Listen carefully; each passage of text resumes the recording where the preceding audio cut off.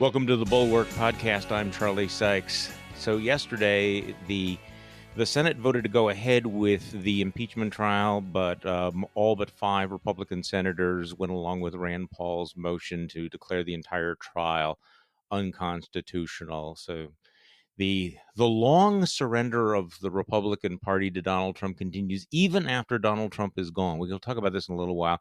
If you are a subscriber to Bulwark Plus, you got my newsletter this morning where I raised the question, what is the excuse now?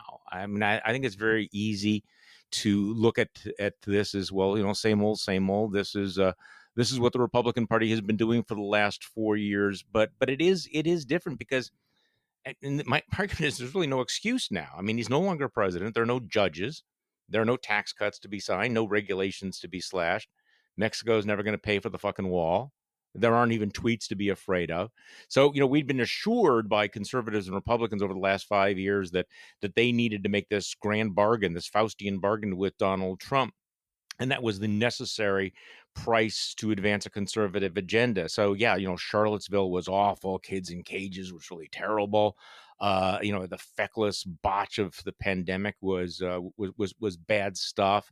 And so, of course, we had 1,000 off the record interviews of Republicans saying that they were really concerned and upset over his bizarre and erratic behavior and the incitement of white nationalist violence. But that this is what they signed up for, because this was the deal, right? I mean, it was worth ignoring all the lies, the corruption, the racism, because Gorsuch, Kavanaugh, Amy Coney Barrett. But see, here's the thing. And again, I make the case in the newsletter. And if you're not a subscriber to Bulwark Plus, please consider doing so. But here's the problem. He's gone now. There aren't going to be any more Supreme Court justices. There are no jobs for buddies. There are no more rides on Air Force One. The Faustian bargain has reached its expiration date. So even if you're Flight 93 and believe that, well, you have to storm the cockpit because otherwise Hillary Clinton will destroy America. Well, no, it's not Trump versus Hillary. It's not Trump versus socialism and wokeness. It's not, either Trump alone will save you from a caravan of Mexican rapists. No, it's just naked Trump now. This vote is up or down. So, I mean, really it's not like you're voting to make Nancy Pelosi president. It's basically drawing a line against sedition. And I think it's rather remarkable that the Republican Party cannot do it. So we have a lot to talk about today. And so we're welcoming back one of our more popular guests, Will Saletan, who is the national correspondent for Slate Magazine. Will, welcome back. Hey, Charlie. Great to be with you. Okay, now the reason I wanted you on this week was because of your brilliant piece earlier this week that really I have read several times. The headline is "The Enemy is Not Republicans, It's Liars," and you make the case for a broad fact-based alliance against fabrications. Now, I assume this is aimed at fellow Democrats, fellow progressives, saying, "Hey, listen, we need to make common cause with some of these conservatives who have not gone completely crazy." Is that a fair summary? Yeah, it is. It is a plea to liberals, centrists, leftists, whatever, to set aside the traditional left-right arguments. I mean, no, but I'm not saying drop them entirely. They're still there, but there is a more fundamental threat going on, and that is the rise in this country through Trump, but going past Trump, of this sort of dictatorial propaganda where you just lie. You don't spin. You don't accept common facts. You make stuff up. And when you're presented with contrary evidence, you don't try to explain it away. You just deny it. And that didn't used to be the main way of talking in this country, but Trump made it that way. And it obviously is persisting since he's gone. And that is the number one threat. It is in the Republican Party primarily, but it is a national problem. It is an international problem. And all of us who are willing to play by the rules of deliberative democracy, which means at least accept facts when they're clearly real and try to argue about the facts, have to stand together. And that means people on the left, the middle, and the right. So let me quote you to yourself here for a moment. Politics has become a fight between those who are willing to respect evidence and those who aren't. And you're not saying that Trump's other sins and crimes, the corruption, the bigotry, the treachery, all of this don't matter. But those legacies, awful as they are not as crippling as the damage he has done to our capacity for deliberation on the issues before us. And then you mentioned a whole bunch, COVID, jobs, trade, police reform. There are lots of ideas that could unite progressives and conservatives, but without agreement on facts, or at least on a method of distinguishing facts from lies, we lose our ability to agree on policy. What Trump has brought to the United States is ruthless, relentless, denialist propaganda at a scale we used to see only in dictatorships. And obviously, we've just seen the consequences of that. He proved that tens of millions of Americans would believe such lies, and that thousands would violently attack our own government. Okay, what I think is interesting here is, I've been just struggling to articulate this, and I think you did a really good job, that we need to, maybe reconceptualize how we think of politics, at least in the near term. That there's the right left axis, but there's also a vertical axis, which is truth, lies, liberal democracy versus authoritarianism, and that seems to be more relevant right now. That the issues that really are going to determine where we go as a society are on that vertical axis, as opposed to the right left axis. I'm not saying it's not there. I'm just saying that we need to acknowledge that it is also there and really important. I mean, I think that's the one of the points you're making in this article. Yeah, and actually, I would encourage people to think of this axis of truth or falsehood not so much as an ideological thing, which left Right. and right often is. Like we can look at the same information, we can argue it different ways. That can be ideological. This axis of truth and falsehood is not. It's more practical, and practical in the sense that if you and I, Charlie, want to have an argument about policy, and I'll Yeah. do my job of representing the left, and you'll do your job of representing the right, Yeah. we at least have the common information to ground us. I can point to it and say, "But what about this?" And you can say, "Yeah, but what about that?" And we have a method of arguing about reality that can force each of us at various points to say, "Okay, you got me on that one. That's true, but." All right, that's progress. We can have a conversation that's constructive. But this, if you have people, and it becomes a significant constituency in this country, a driving constituency in the Republican Party at this point, who just don't accept the facts, who you tell them, yeah, but that case, that election fraud argument was already tried in the Ninth Circuit or whatever it was, and they didn't find any merit to it or whatever. It was there was a recount in Georgia. They checked that out. It didn't turn out to be true. People who won't say okay at that point or accept the fact, nothing can be Right. accomplished with them. Right. And so they get in the way of all progress on all issues. And their beliefs are non-falsifiable. There's no piece of evidence that they can give them. So in Georgia, they had the audit, didn't make a difference. Recount didn't make a difference. Refuted each and every one of them. So this becomes almost it becomes like this religious belief. Okay, but given that you can't have a discussion, you can't get anything done, really, what do you do about this? And the reason I'm bringing this up is because you can see that on the right, that you have two things happening. And then this is tragic to me. I mean, I wrote a book called How the Right Lost Its Mind. The right continues to lose its mind. You're seeing the spreading acceptance of, flat out lies, not to mention QAnon conspiracy. I mean, these wild ass conspiracy theories that just make your head explode. You're seeing the rise of people like Marjorie Taylor Greene. And yet the other development on the right is the suggestion that if you do anything about this, that you are part of cancel culture, that you are trying to gag people. And I thought Mike Allen had a very interesting point the other day. He said this theme of silencing will be to the modern Republican Party what big government was in the 90s, an all-purpose target designed to inflame feelings of victimhood.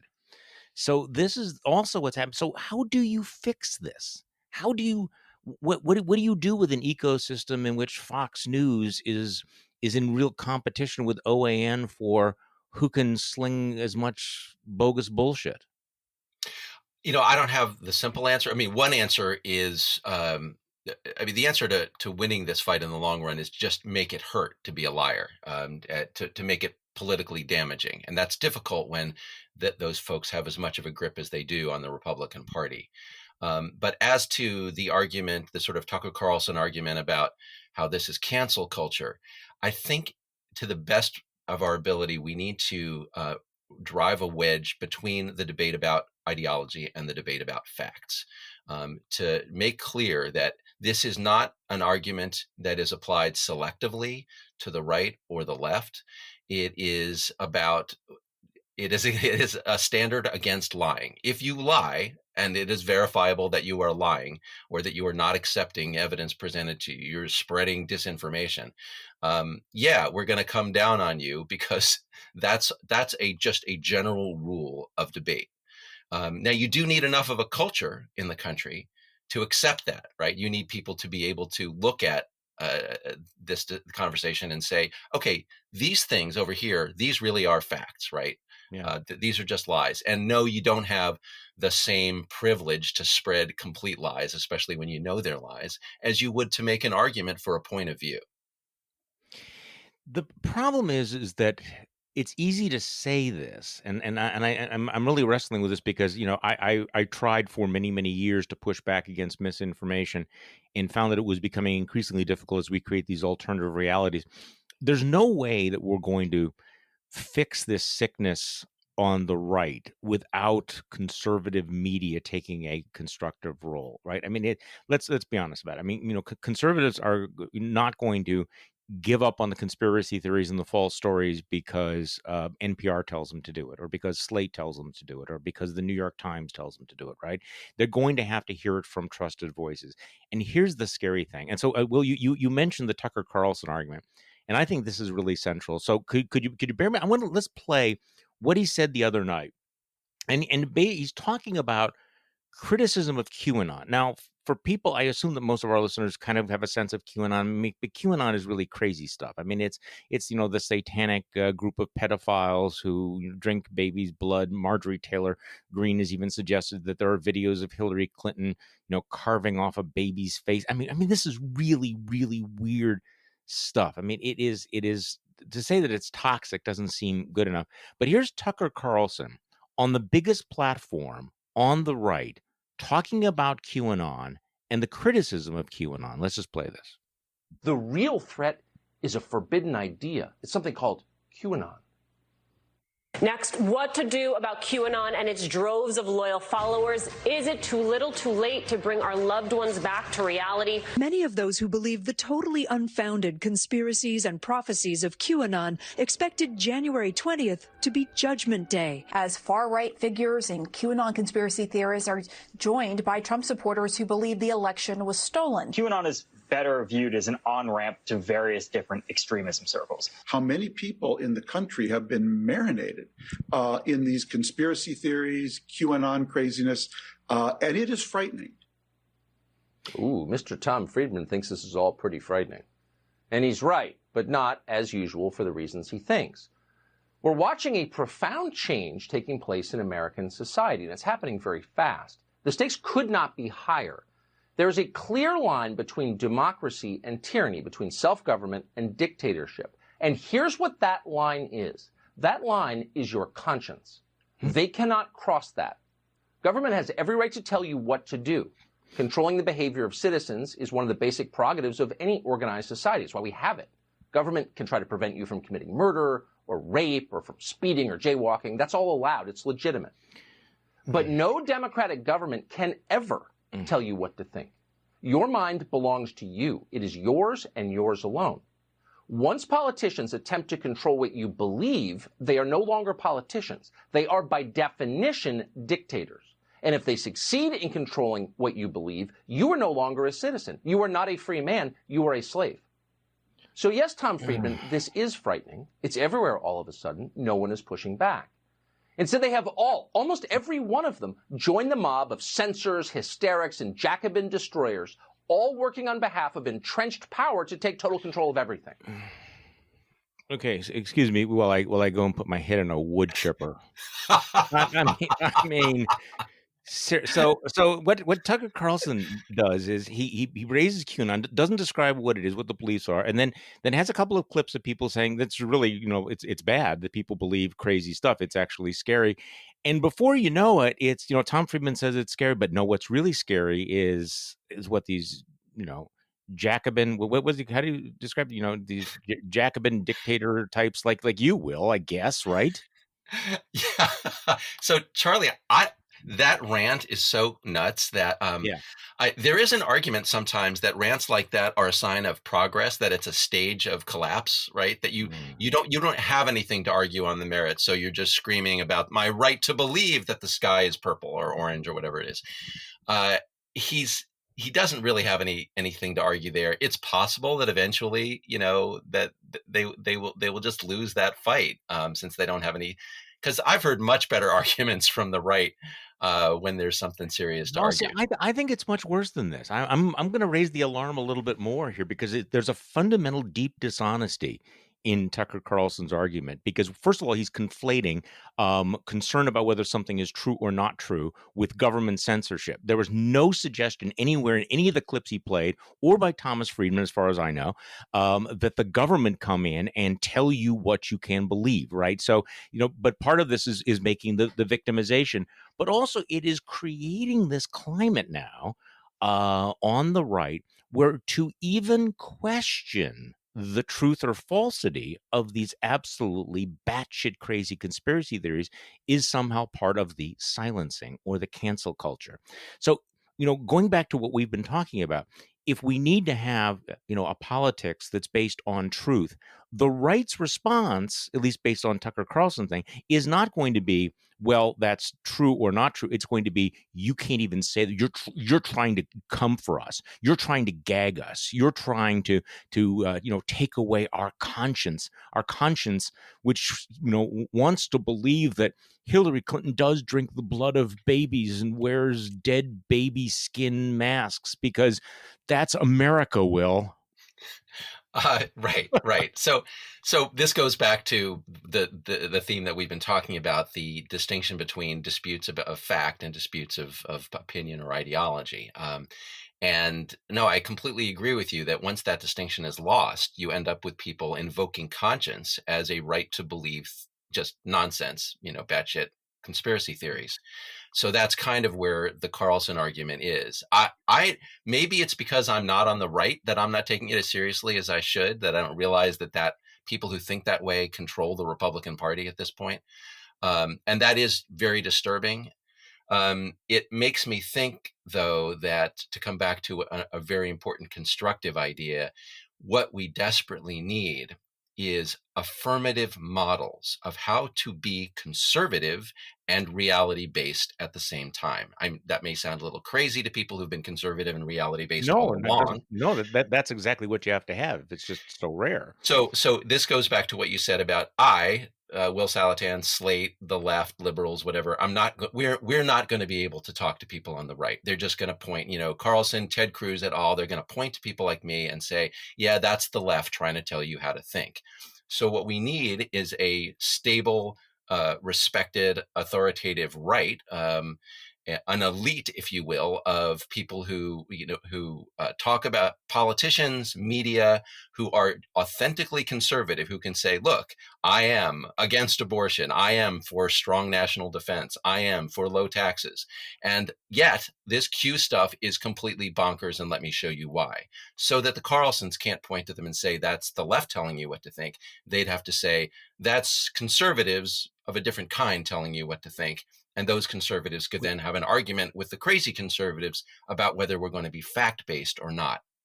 No, I agree with you completely, and that's why someone like a Chris Wallace is so important on Fox News. But others like that have been driven out. I mean, I think one of the worst developments is watching Fox putting Maria Bartiromo in prime time, one of the worst of the worst. So this is what bothers me about Tucker Carlson is that this is a role that he could play. He could take that credibility that he has.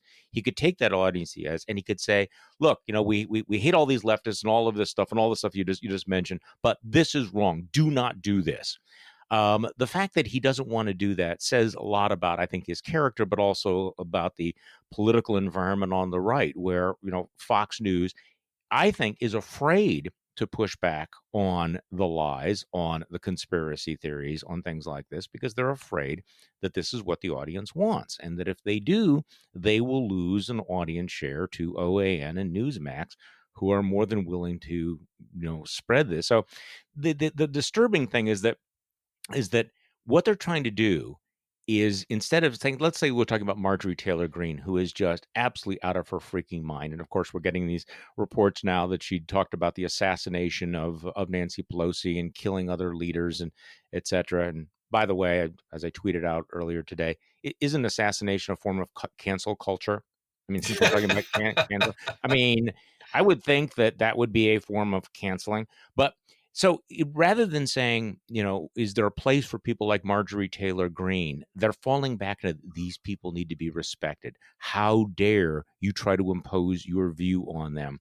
Because I don't know what else you do about this except to say these people are wrong. And if they won't acknowledge it, we need to disassociate ourselves with them. And quite frankly, I'm a free speech absolutist, but I have to say I don't have a problem with Twitter and Facebook and others saying you do not have a right to lie and spread batshit crazy stuff on our sites. We are a private company and we're not doing it. But of course, this has become the rallying cry about the great silencing, right? I mean, Josh Hawley goes on television every single night now to say, oh, poor me, I'm a victim, I'm being silenced. Yes, and this highlights one of the most important rules of politics. That is, rules that will actually develop a healthy politics. And it is beware of developing the wrong audience. Beware of cultivating people who will make you, who will attract you to, and will eventually constrain you to tell lies, to cultivate. I mean, this is, I mean, I keep thinking back, I'm from Texas, right? I was a Democrat in Texas growing up, and the Texas Democratic Party died. What happened? The Southern strategy, right? The Republican Party took a bunch of voters from the Democratic Party in Texas and other states and became culturally the majority party. But those people, I don't know how to say this without sounding elitist. They were the wrong audience, right? Mm-hmm. They were racists, and I mean, there were some okay people in there, but basically, the Republican Party became captive to. And now that those people have just completely lost their minds, and they are the Marjorie Taylor Greene constituency, they are the Trump constituency in a lot of ways. They are, and drum roll please, the basket of deplorables.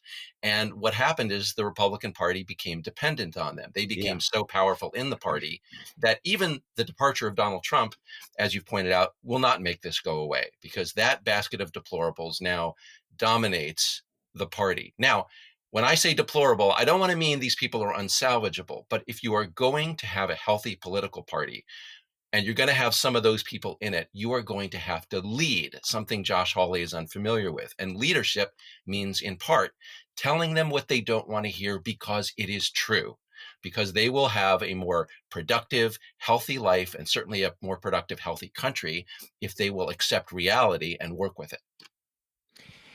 See, this is the question that I have in my mind, is the fear of leadership, the fear of doing something like that.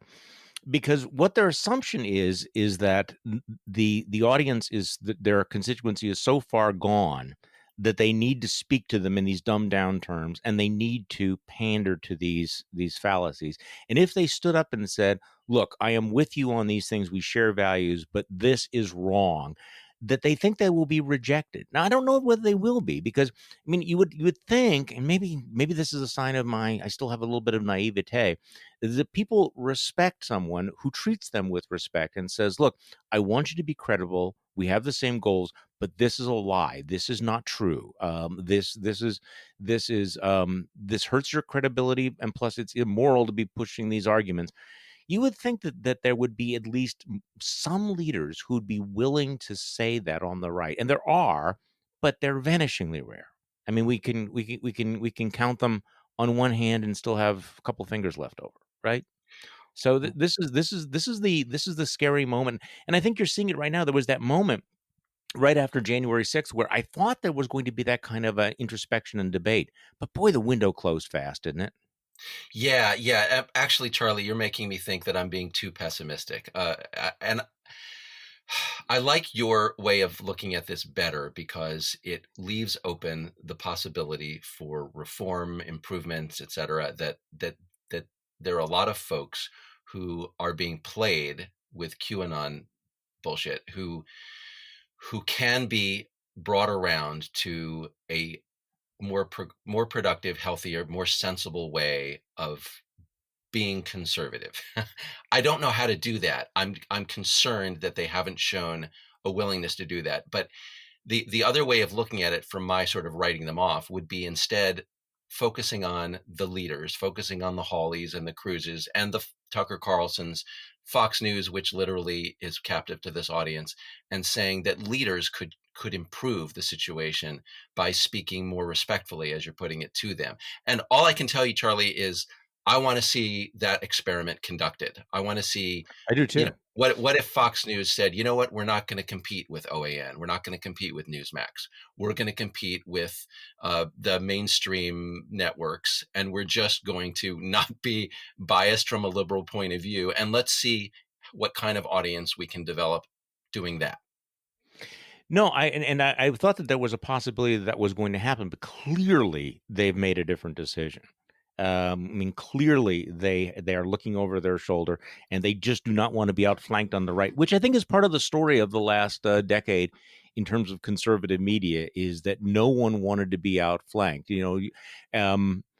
So I mean, part of the question is, what's more likely to happen now? I mean, now I'm shifting gears. Sometimes I jump around, but in terms of the direction the conservatives are going, are they more likely to strip Marjorie Taylor Greene of her committee assignments, or are they more likely to strip Liz Cheney of her chairmanship of the House caucus?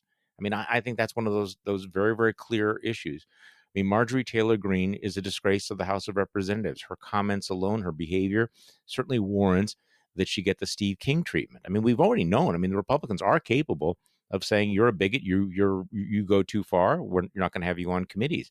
Are they likely to do that with the Marjorie Taylor Greenes or the Lauren Bobbitts, or are they more likely to say, to someone who has been decent and principled and done exactly what you and I are discussing here,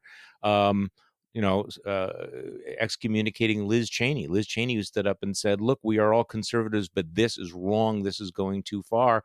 Those people are the ones who are being purged. Okay, so again, I'll be the pessimist. I don't believe that the I leadership. am the pessimist. No, listen, I want to apologize if you think that I am more optimistic than you are. You are more optimistic. No, you're arguing that this can be improved. I like it. No, I'm saying it could be, but it's not happening. I mean, that Right. the fact that I think that in an Earth 2.0, it is conceivable to imagine it happening, but the absence of it happening makes me deeply pessimistic. So, I would refer people to the transcript, because I completely deny the baseless allegation, Mr. Saletan, that I am more optimistic than you are. Okay, so I will take the pessimistic line here and say that I don't expect the leadership of the Republican Party to do the right thing. I just don't. They have not shown me that over in recent years. I believe they will go where inertia takes them. They will go take the path of least resistance, and that's what they've done. They're afraid of the Trump constituency. They're afraid of the Marjorie Taylor Greene constituency. They're just going to coddle that constituency, as they did with the Steve King constituency, as long as they can. At some point, it has to hurt, right? The Steve King thing had to just hurt to a point where they would strip him of his committee assignments, and the Marjorie Taylor Greene stuff just hasn't hurt enough. I mean, the 2020 election, look, I'm glad Donald Trump is gone. It would be a much worse country if he weren't.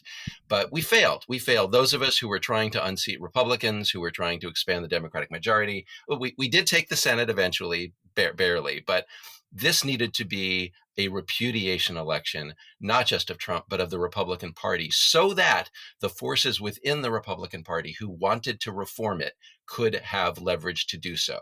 And those of us who tried to administer the pain failed. They gained seats in the House. They got a 50-50 Senate. Look, I'm glad we won those 2 seats, but the forces of insanity in the Republican Party are pointing around and saying, we gained seats. This worked. And they're just going to keep coddling the Marjorie Taylor Greenes and that whole group until it hurts. I think that's exactly right, and I think that's one of the really unfortunate developments of 2020 is that it hasn't hurt at the congressional level. In fact, I think that Kevin McCarthy, well, I think the conventional wisdom is that, and Kevin McCarthy would agree with this, that the Republicans are well positioned to take control of the House next year. So why would they clean house? Why would they engage in the project of political hygiene and getting rid of the people who behave this badly?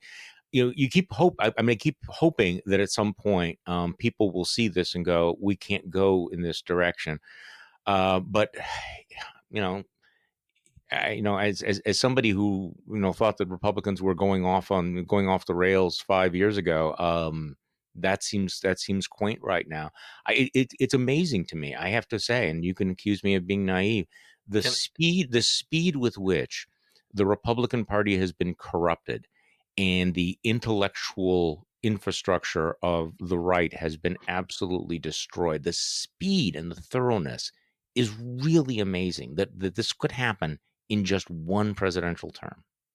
yeah, I mean, what Trump did was essentially to say, what if I don't follow the rules? Because Trump just didn't give a damn about any of the rules. What if I just pursue pure political advantage? What if I take the right wing line about military strength and the left's line about economic nationalism and put them together? What if I just thoroughly corrupt the government and turn it to my personal political ends? And it turns out he just didn't suffer much for that. So the people who want to stand up for the rules now have to make that hurt, right? The way you would do if you were dealing with a foreign aggressor, right? You have to make it hurt, or they'll just keep expanding and exploiting. That's kind of the latest theory, right, is that the insurrection itself will hurt Republicans in 2022. That's the thing. People dying because of this craziness will finally make it hurt politically in the Republican Party. I don't believe it. Show me. We're 2 years away from 2022. If it happens, great. I'll be excited. But I'm very skeptical that even the insurrection is going to hurt the Republican Party in the next round of elections. No, you keep in mind how long, how far away that is, but also all of the lies about the election, the attempts to delegitimize the election, have been debunked in so many ways. You would think that would be a huge scandal, that there would be Republicans who would be chagrined about it, but my sense is that they are very much energized to double down on suppressing more votes, to make it harder to vote. That they think that the original sin of 2020 was it was too easy and too many of the wrong people got to the ballot box, and by God they're going to fix that by 2022. Including, unfortunately, some of the people who were the bulwarks of democracy this time around, some of the folks in Georgia who are not necessarily on the right side of all of these issues. And the way that the Republican Party has internalized the opposition to voting rights is really, that's another thing. It's just like, they at least used to pretend that this is what they were trying to do. And now it is so over. So tell me, let's talk about impeachment for a while. For a moment. The vote yesterday it came as a shock to some people, probably shouldn't have. 45 Republican senators went along with Rand Paul's bogus idea that it was unconstitutional to have a trial of a former official, despite the fact that there are historical precedents. To me, that was, I don't think that more than a handful actually took the constitutional issue seriously. They just wanted to punt it. They just wanted to go away. They just do not want to cast that vote against Donald Trump. Right, which is why they should have to cast that vote. It's why they should have to vote on the merits. They're taking, Rand Paul is offering these Republican senators the easiest way out. Right, we're not even going to address the merits. We're just going to say that being a former president means you can't be impeached. Right, so of course they're going to take that. The argument against it is it's the Fifth Avenue defense, Charlie. It is. There's nothing to which this theory would not apply, right? The president walks out on Fifth Avenue, shoots someone, gets impeached, his term ends before the Senate trial begins, and the argument would still apply, right? Now, of course, there you can prosecute the guy for murder, but even so, I mean, it's crazy how comprehensive this defense is. It's also, I don't agree with it on the merits either, but I don't think that shaming people by pointing this out is going to work, right? They're just going to shrug and turn away. Right. No, we're definitely post shame. I think Yeah. John Cleese had a great tweet this morning. Let's see if I can actually find it because it was really perfect, and I will mangle it if I don't read it exactly correct. He said, "Oh, okay, John Cleese, having dispensed with shame, most Republican senators now don't even bother to be hypocritical." Right. Right. Can I say there's one other line about this that when you go down this rabbit hole of coming up with endless excuses and rationalizations, one of the things you do is you just start stepping all over yourself because you're hardly paying attention to what you're saying. Yeah. So the Joni Ernst argument, she put out her statement on this. It's simultaneously, number one, look, Trump is gone. He's no longer president. We don't need to worry about him, so we don't need to impeach, right? Impeachment wasn't designed for people who are no longer a threat. They're out of office. Right. And number two, how dare we tell people who they can vote for in the future by barring Trump from office by impeaching him? Well, obviously the two things are contradictory, yes. But Joni Ernst doesn't even take the time to think that through. No, because a lot of this is, I was listening to a lot of these debates, and I guess I've become very, very cynical that there is no fixed principle. It's just, there's simply which cudgel you want to use at any given moment here. Now, you're seeing a lot of that. And of course, the other line, which is that it's so divisive. It is so, we can't divide the country over this. Like, have you people been paying attention to what's been going on for the last 4 years, not to mention the last 2 months, when you think about what the president of the United States did with all of the lying and the incitement, all of the conspiracy theories, all pitting one American against another, and now it's suddenly yes, but we can't hold him accountable. That holding him accountable is more divisive than what he just did. Seriously, so we're getting that argument out there. I guess part of it is. This was the perfect way for the Republican Party to quit Donald Trump and move on, but they're not going to do it. I mean, it's like they've been liberated and they don't want to go. No, we're happy being Vichy. We are happy, doing this. We are happy being held hostage to the lowest common denominator, folks out there. And I'm afraid. I was watching. By the way, I mentioned this. PBS Frontline had a fantastic documentary last night called Trump's American Carnage, and I make some cameo appearances.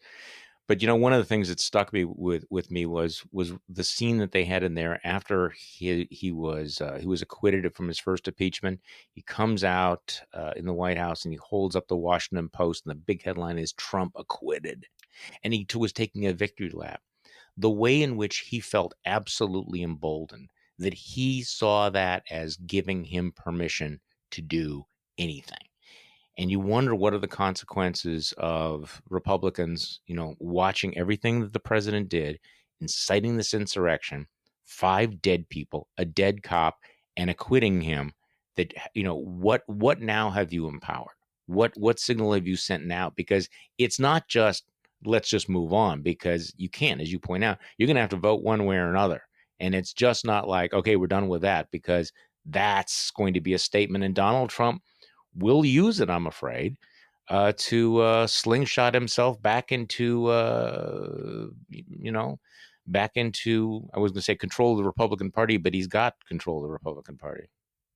Yeah, and this, to me, is one of the great tragedies and embarrassments of this time we're living in, that the Republican Party, which when I was a kid, presented itself as the party of strength, of standing up to dictatorship, standing up to aggressors.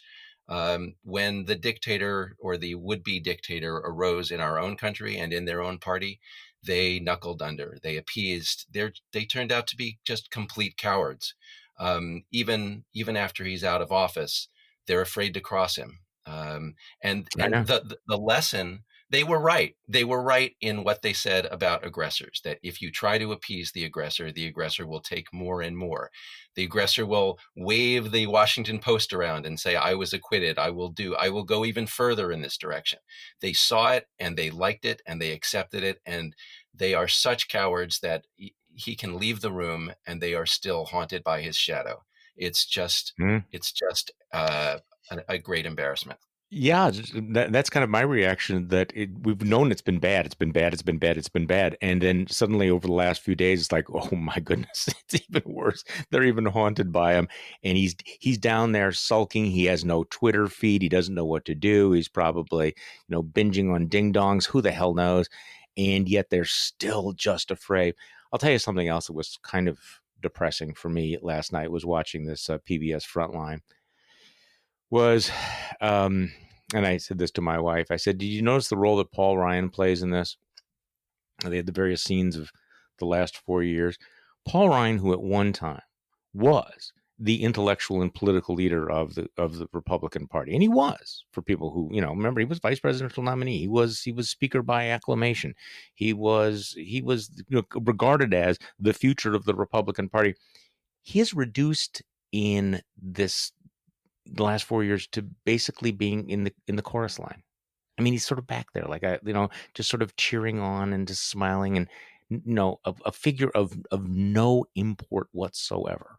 And that's what Donald Trump has done to the Republican Party. So, in the few minutes we have left, how do you think Joe Biden's doing in the first week? This is, believe it or not, he has been president for just 1 week.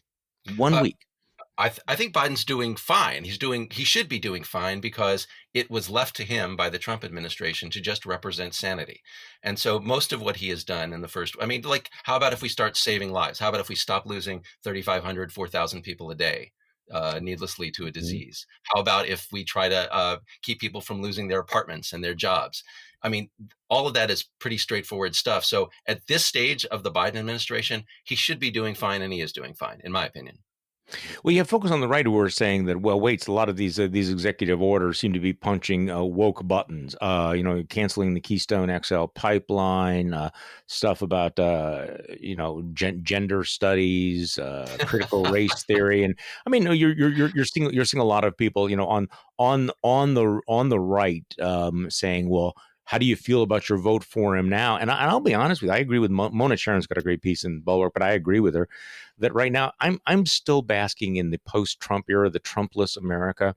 That and going back to your article, I guess I am, and maybe this is an indictment of myself. Maybe I'm confessing something awful, that the right left continuum doesn't motivate me as much as this vertical continuum of truth, decency, falsehood, empathy, liberal democracy, all of those things, which I feel we've escaped this narrowly. And it's refreshing, even when someone's wrong, to see somebody actually doing the job of governing. I mean, even if I disagree with you, I'm disagreeing with you within the parameters of normal politics, as opposed to what the hell, what fascist lunacy is he going to come up with next? Right. I mean, the complaints that people have about Biden's little fibs here and there are refreshingly ancient. Like that. Oh, that's what it used to be like when the presidents, when the lies were small, when the lies were negotiable, when it was a matter of spin and not just pure fabrication. So no, I'm happy to see that return to normalcy. But I worry that Biden can't solve this problem. Biden actually can't provide the unity, because No. Biden he has to represent the left party in this country, right? It can be center left, but it's still on the left. And so we will not fundamentally solve this problem until the center right reestablishes itself, right? Until there is a constituency for, or leadership. There needs to be a Mitt Romney, Liz Cheney, Bulwark, Dispatch, National Review, whatever the hell you want to call it, just like a center of gravity on the right that has enough of a political base and enough of an audience to make it feel safer to Republican politicians to stand up and say, we're not on the left, and we believe in sanity and reality. I completely agree. But also, let's face it, what Biden's got to do is he's got to succeed, because nothing succeeds like success. He's got to get the pandemic under control, and he's got to get the economy back on its feet. If he does those two things, he will be able to do a lot of other things. If he fails at those two tasks, then everything in this project, including what you just mentioned, will fail. He's got to establish himself as somebody that can get something done. One last comment about Biden that really strikes me, and I think this is one of the advantages of being at his advanced age and experience. is that he's doing the job as opposed to being the job. You have a lot of other people like Donald Trump who wanted to just be president, and he was just sort of, reveling in this, like, this is cool. Joe Biden walked in like, I've been here before. I've done this, and we've got a limited amount of time, and so let's just do stuff. Whereas, let's face it, that was not Donald Trump. Donald Trump was not interested in doing stuff, and we're living with the consequences as we speak. Will Saletan, thank you so much for coming back on the podcast. I appreciate it.